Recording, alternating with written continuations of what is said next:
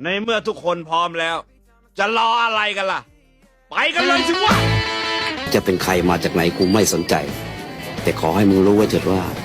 วาระสุดท้ายของมึง มาถึงแล้ว แถวเนี้ยแม่งเถื่อน บอกตรงๆนะ ถ้าไม่ได้จริงอยู่ไม่ได้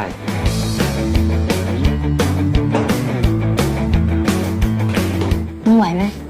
ไม่ไหวอ่ะ ไหวก็ดีแล้ว มึงรู้ใช่ไหมว่าไหวของกูหมายความว่าไง